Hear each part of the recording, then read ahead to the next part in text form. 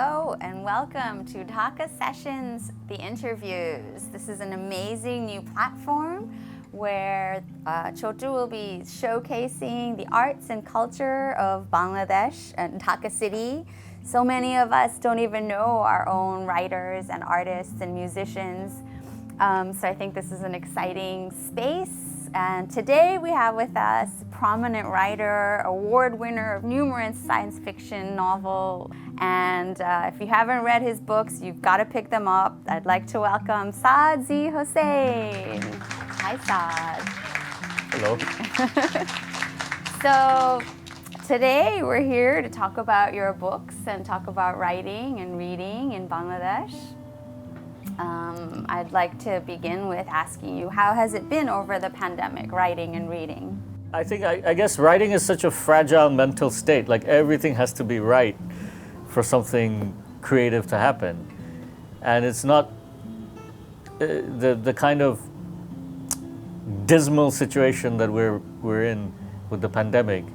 It really doesn't excite any kind of, emotional kind of response, right? Which is what kind of drives writing. Is I feel like when you have an emotional need to say something, that's when you start producing the words. But if you have nothing to say and you're just killing time, then it's not really a good space to write anything. I mean, not any genre in particular, but if you're like a poet, for example, where would you get that angst from?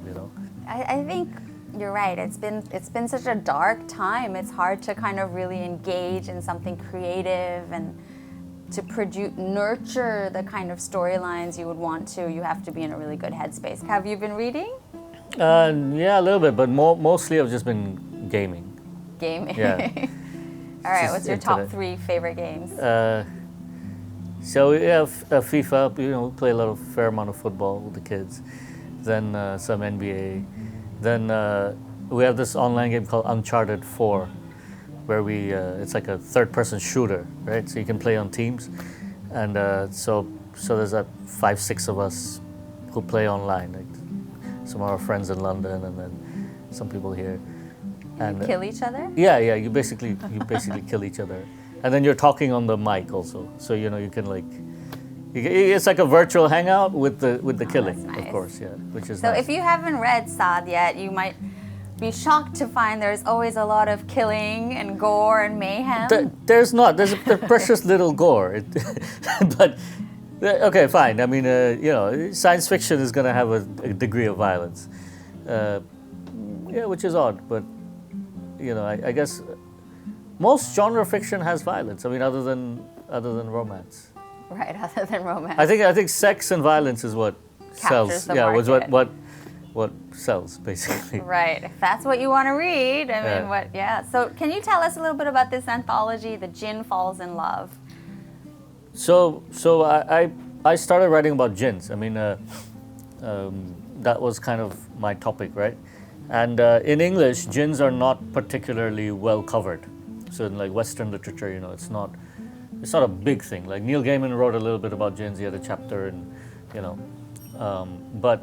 Let me just repeat that. You and Neil Gaiman in the same anthology. Woohoo! Yeah, well, that was accidental. Yeah, no. So these guys basically are a big imprint, Solaris, I think, and they wanted to put together a collection of djinn stories, and then they found out, of course, that actual Western authors really don't write about djinns. It's not part of their culture, right? So the Western fantasy and science fiction comes from the kind of the Norse background, right? So it's not even Mediterranean. It's not like Greek mythology. It's almost purely Norse mythology. That's like dragons and knights. It's kind of the basic mythology that they base on, which Tolkien kind of used, which everybody else uses, is kind of the Norse.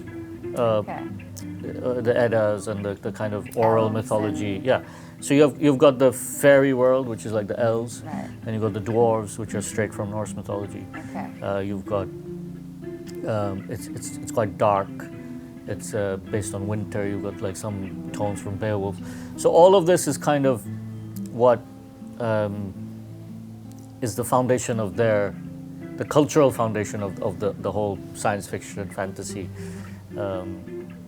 kind of genre of Western literature, right? But ours wouldn't be that, even though when we start writing in English, we do start using elves and orcs because that's what we've also grown up with. But that's not necessarily our cultural background. So we don't, it's not specifically natural to us, right? So there's a bit of tension because you don't have that ingrained in you. You kind of get it from reading. Right. So what's more natural for us is jinns. So anyway, when I realized all of this, when I thought about it, I was like, I shouldn't be writing about elves and fairies and dwarves. I should be writing about jinns because that is what the mythology we have. And that's a beautiful, like why would I write about vampires? Like vampires are Eastern European mythology. Right. And even though I love vampires, it becomes derivative. So, we should basically find our own vampires. We should find our own monsters. And we have so many just lying around that are underutilized. Do we? What else do we have? We have the entire Mahabharata, which is just amazing, epic, 10 epic stories in one giant book. Right. And it's bigger than the Iliad. It's bigger than the Odyssey. It's bigger than it's basically all of the Western kind of Homeric epics and Beowulf. If you put it all together, it would still fit inside the Mahabharata. Like this is a giant thing, and it's got amazing stories and characters and that's part of our culture. I mean, it's part of. I guess in India, a lot of books are coming out around the Mahabharata. Yeah, now they're mining it, right? Now. This is a mythology you can just mine. Like you can use this continuously. Right. But it's the daunting thing is because it's unfamiliar to Western audiences, and ultimately, when you write in English, you're looking for a publisher in America or the UK, and when you start flinging around a lot of foreign words and concepts and asuras and demons and after a certain point the mind just stops, right? So it's too difficult. So you have to kind of introduce these things and then let them become part of the cultural kind of. So that's interesting you say that the Western reader maybe, or publishers specifically, not familiar with our mythology so much, but this anthology, are all of the stories are sort of about jinn? So because of Gaiman and because of various other, like recent. Aladdin or, like jinns are kind of accessible. And also the jinns come from the Middle East, which is a Mediterranean space. So it's kind of even geographically, culturally, mentally more accessible, I feel, to Europe and America than Far East and deep Indian, which is just a continent and kind of separate world. It's a bit like when you read Chinese mythology, or you read Chinese fantasy, and it's about all these references to Chinese myths that we don't know anything about. After a while, you're just like, okay, I'm not getting it. And I think that's part of the issue. But jinns, luckily there was enough material, so they gathered together all the writers who wrote jinn stories, and by some luck they asked me to do a story, which and the thing did really well. So Nice. it's good. Okay, I hope we can get a copy of this book at Bookworm sometime soon. Bookworm is the best bookstore in town. Absolutely. As you can see, clear, We love Bookworm. It's amazing that a city like Dhaka, such a big population. Well, so this is our oldest bookstore, right? But it's also like it's run by by people who just like books. I mean, they have a genuine fondness for books, right?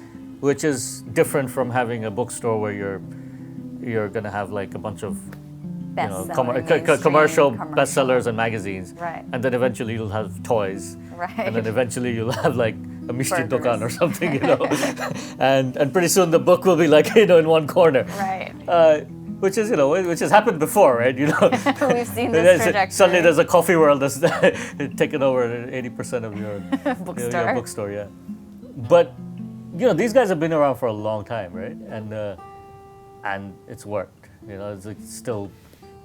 And it's so beautiful just coming back here today, seeing how much has changed and seeing the new spaces, how they're using it. I just love the feeling of being around books. Yeah, it's like actually gotten bigger, which is like amazing because, you know, the big fear is that, okay, bookstores are gonna shrink. Right. Right? And that's always a fear for both of us, I imagine, because, Absolutely. you know, you see, especially in, you know, bad economic times, the first things that go are bookstores, publishers, because it's a luxury. Yeah, it's like a labor of love. You know, nobody here in this entire chain is getting rich. So it's really got to be about quality. Hey, why do you do it? Why do you do it? It's about excellence then, right? It's about being as good as you can. As a publisher, could you produce a book physically that looks as good as, you know, right. like this is published by Solaris. So this is an imprint for science fiction, which is like, you know, a top imprint. And then this is the best science fiction and fantasy of the year, volume 12. Right, so they've made 12 of these, and every year they come out with one of these, and it's got stories by everybody. And actually, the same story there was reprinted here. Can you tell us about the story? Well, that short story was about a cook, actually. So it's set in the future when people don't eat cooked food anymore or raw food. You know, they have like super processed food, and it's all made from algae and flavoring, and there's a kind of 3D printer kitchen that spits out whatever you want. And so if you want biryani, it spits out biryani. But the ingredients are the same. You're not using raw ingredients. You're just using synthesized taste. Ah, okay. Right. So everybody's happy with this because it's hygienic and it's, you know, there's no easy. And it's not clogging up your arteries, not killing you, whatever. Okay.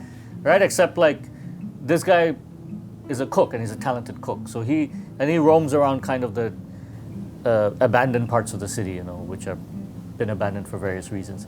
And there's very poor people there, and he actually finds live food and he tries to cook. So he tries to make a restaurant, right? And then he sees that all these people, they love the food, but they also miss the community feeling of, you know, gathering with finding different foraging, you know. And of course, in the end, everybody dies and the restaurant is shut down. But nice. Yeah, it was a short story, so I couldn't write the rest of it. There's something so poignant about that, how we as people love community, that I just feel like in the pandemic, having been so isolated, something about that need for like human engagement and community that sort of shows up, and when you have this sort of dark, bleak future. Yeah, exactly. I mean, you know, it's like you write dystopian, and then it becomes real. And then now this is dystopian. This Right. is completely, you couldn't make this up. Right. Right. This is like, you know, 2019 you're partying and you're doing whatever the hell you want, and suddenly 2020 you're like trapped at home. It's like more than 3 people in a room. We can't have this, right? I mean, this is great that we get to have a chance to have a conversation. It's going to be on YouTube. DHAKA Sessions is bringing us all this music and literature. But yeah, I feel like we're all missing the Lit Fest this year, for example. Didn't happen, and that's been something we as writers and readers. Oh yeah, exactly. That was really look forward to. That was our best. Best weekend. Yeah, that was the top of our writing culture. Right. Oh, but the other thing is, it's not so much.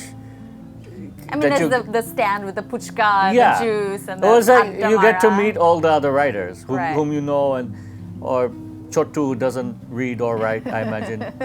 And but you know, you get to meet him too, because there's always musicians hanging about, you know, just in case, you know, somebody happens to want a song, like he'll burst out like Superman from the bushes and he'll sing for you, serenade you. Which he's done. I've seen him do. He's a very talented man at jumping out of bushes. That's right. But no, but you miss that the feeling that you're part of a community of other artists, writers, whatever, painters, poets, and you don't get that, right? Because most of the time you're working in a vacuum. So we definitely work in a vacuum, right? Because we're writers. You know, at most we meet up once a month, whatever, to discuss it. Chotu, musicians even, they probably work in a vacuum too for a lot, you know. But at least they have the band and. Yeah, but then when they're writing the song or they're practicing, it's not like in front of a crowd normally. Right. So I think at the end, you need periods when you meet the rest of the community, just to get an idea of, okay, everybody's still out there, and it's not all up here. Yeah, and work is being done. You know, it's like other people are working, fun things are happening. You know, you can collaborate with somebody about stuff. If you can't meet anybody, then you can't collaborate. Then you can't. Then a lot of things are lost, because then you kind of just writing in a vacuum, right? Right. I mean, even writing, the whole thing is it's storytelling. It's sharing your ideas with someone. It's also a dialogue process. Yeah. So I've got a few questions for you here. Which comes first, plot or character? So we're exploring your writing process. For everybody, it should be character. It really should be, because plot, first of all, you can't interest people in just plot. If the characters aren't good, then I don't think people are going to read. Whereas if the characters are good and there's no plot, people will still read it. Because, you know, it's kind of like a mental journey of that character. And when you read, I think you want to lose yourself in somebody else's mind. Right. Right? It's not so much as, it's escapism. It's not so much like I want to get information. Like from fiction, you're not trying to learn stuff most of the time, right? You're trying to actually lose yourself. And whatever learning you do is by osmosis through the lens of the character you're reading. So if you don't have a good character, what's the point? And if it's not an interesting character, what's the point? And also it has to be a true character, in the sense that the characters have to have a kind of internal logic, which is something I realized after a while, after practice or writing lots of characters, is that a character can be flawed, but it can't be illogical to the mechanics of how that person makes decisions, right? Right. So it's kind of like once you write a character and you put these things in, that for example, if my character is very aggressive, so any sign of confrontation, he will jump in and start a fight. Then you can't have a scene later on where he runs away. Because that person would be incapable of this act. Right. His pride demands that he stays there and fights. So that's what I'm talking about, internal logic. It's not like it's the rational thing to do in any situation, but it's logical for that person. Right. But once you make a character like that, and you make all your characters like that, then the story writes itself, because they're forced to react in certain ways. Otherwise, they would be wrong. It wouldn't fit that. It would be untrue to that. Yeah, right. So it's like a real person. If you know somebody, you know that this is how they would react. When I'm reading, at least, I'm that person, right? I need to identify with one of the people, at least in the book. One of the main characters. I think I've read all of your books, and one of my favorite characters is from the Gurkha and Lord of Tuesday. It's the Lord of Tuesday, the Djinn that you write up in that story. It's just so funny and always true to his character, and you know what he's gonna do. It's so hilarious, and you have always written with a lot of humor. But then this new book you have coming up, Kundo, such a different character, so entirely much more in touch with his emotions. He's hurt, he's suffering. So how is it that you are able to embody such different characters? I prefer writing the kind of buffoonish characters, right? They're more fun to write. But you can't have a story with only jokes, I think, that there has to be some kind of emotional growth at some point, right? And also the Kundo story, which is supposed to come out this year, but because of pandemic it got pushed back. It's also by Tor, same people who published Gurkha. Viewers, if you don't know about Tor, look it up. The best publishers of science fiction. So modest Saad here has been picked up by the top of the top.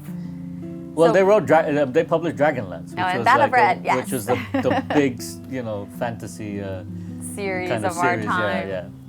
So no, but well, the Kundo story is basically about a guy who kind of wakes up in a wrecked city, which is Chittagong, which is how I imagine In the Chittagong. future. Yeah, well, I imagine it right now is right, but it's about Chittagong has drowned, which is happening right now. I mean, For you sure, know, climate change, Yeah, everything climate is change getting is going to messed take up. care of the city by itself. Take I mean, care. We don't even have to do anything. This is going down anyway. This is happening. Yeah, so we're at that state where I think human governance is not good enough. You know, like, it's important to keep people alive. You need to keep the electricity going, the air clean, the water clean, and these are all becoming kind of insurmountable problems. And so I think at some point you would hand this part over to like artificial intelligence, right? Nice. So you would create a governor for a city, which is a kind of AI, and then you would just give them all the problems, and they would resource allocate and figure the best way to do these things without, you know, the corruption and the favoritism and the incompetence. And it basically, human incompetence is going to get us killed. I mean, we're at that stage where the climate is revolting, and you know, we have no solution, and we're still dickering about how much oil to burn. It's a ludicrous situation, right? It's incompetence and greed. And short-sightedness, and the Short-sightedness. idea that, look, I'm only going to live another 20 years, so I don't really give a shit about something 50 years from now. And so it's a kind of that kind of story in a almost a post-apocalyptic situation. What happens to the survivors? But there's no victory, you know. There's no real. There's not There's somebody some to. sort of insight. It's Yeah, but it's ending more of is an more- exploration of like kind of the aftermath of a disaster, right? So have you ever had a Djinn experience? No, I haven't. I haven't. And the funny thing is, that's actually helped me, I think, because I think that if you have had those experiences and then you believe the kind of. Because the Djinn is in the Quran, right? So this is, for us, it's fact, right? And there's a surah, you know, Al-Jinn, and it's not. Does that make this a little bit of tricky ground to be writing something that's sort of live Not mythology really. No, still? no, because I'm clearly a fiction writer. I'm not a documentarian. You know, I'm not writing historical fiction or anything. You know, portraying. Everything is made up. But what the tricky part is, I don't necessarily want the Djinn from the Arabic culture. I don't want the Djinn that haunts you for no reason or hangs out in trees or whatever. You know. I want a different kind of Djinn that I can use. So I made up the history of the Djinn and the culture of the Djinn. I make them, for example, my Djinns love litigation. They have a lot of laws and rules, and they take They're each other. a rule-based society. Well, they take each other to court. Well, the other thing is they also, because they have a very long culture, right? I mean, they're basically immortal. We're not sure if they die of old age. So imagine these beings that their lives last for thousands of years. They would have had to develop a system. some kind of culture, right? Even if they're solitary creatures, they would still have to.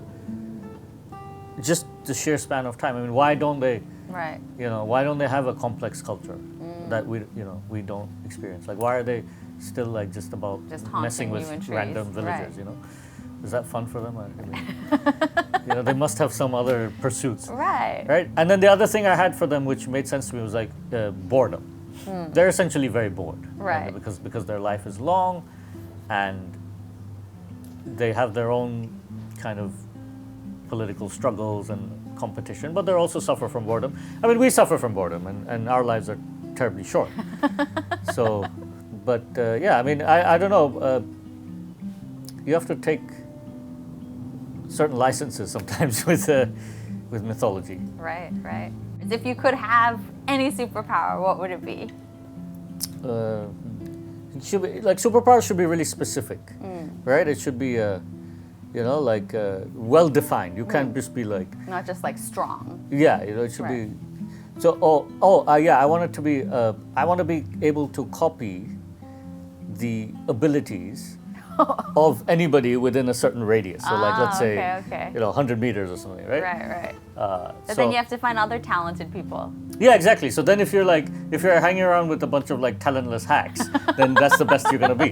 But then if you're next to Usain Bolt, you'll be able to run as fast as him. Okay. Right? So that's a great power. So right? you can challenge anybody at what they're good at. Yeah, exactly. Okay. So like, when Chotru's on stage and you just start You can singing, suddenly I'd also suddenly pop be out of like, the bush. the other end and grab the mic, yeah.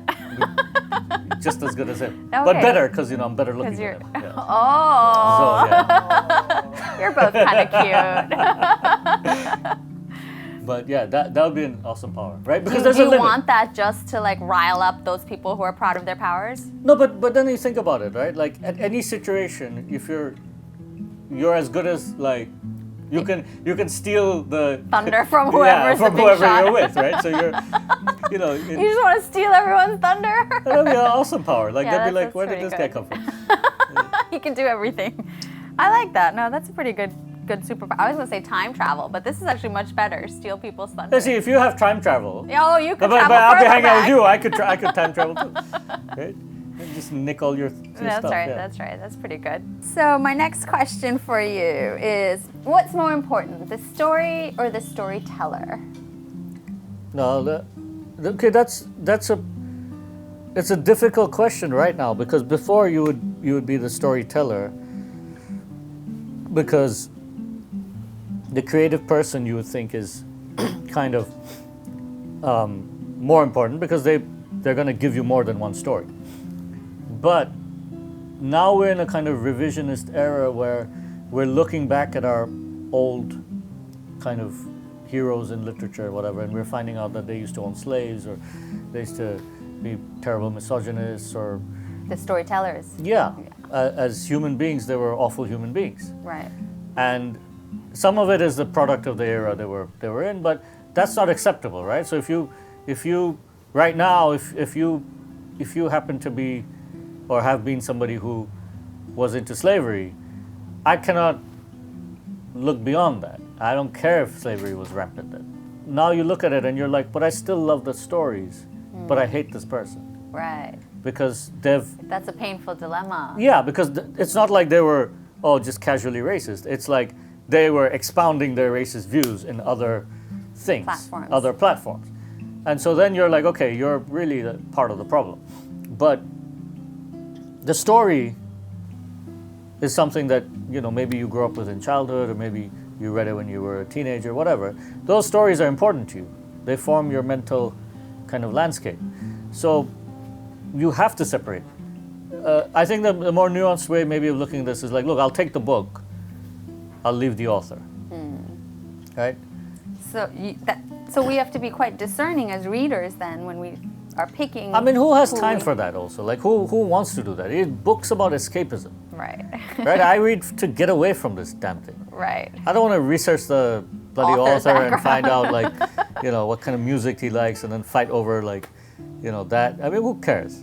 All right, so my last question for you is, since we're here at a bookshop and there's copies of your books all over the place, if you were to write the book of your life, what would the title be? It's indulgence to write about yourself, right? Maybe other people Maybe, can write yeah. it. But that's not to say that you're not mining your life for Right. your work, because you are, right? So like anything you write, like if you're writing about your character being angry, you're actually processing when you are angry. Because how else do you know? Like, how do you know what that feeling is like, Right. So everything comes from your experiences, your characters come from other people. Like you take bits and pieces, right? You're like, oh yeah, this is the character that's like Shazia. So, I'm gonna give her, a couple of gestures that remind me of her. Right. But, that doesn't come true it doesn't come across to the reader, but everything is being used anyway. So it's not like all writing is autobiographical in that way. But nobody cares enough about your life to actually delve into it and find out. Which person Yeah, and which which parts, right? Yeah. incident. Nice. Which is good, right? Great. All right. Thank you, Saad, and thank you, viewers, for joining us. So if you haven't subscribed already, please scroll and down, hit subscribe, join DHAKA Sessions for more of these upcoming music events and interviews with artists and actors and writers. Come to Bookworm, check out books by me, Shazia Omar, and Saad Z Hossain. Pick up local authors and international authors. It's all here in this beautiful, cozy bookshop. And stay well.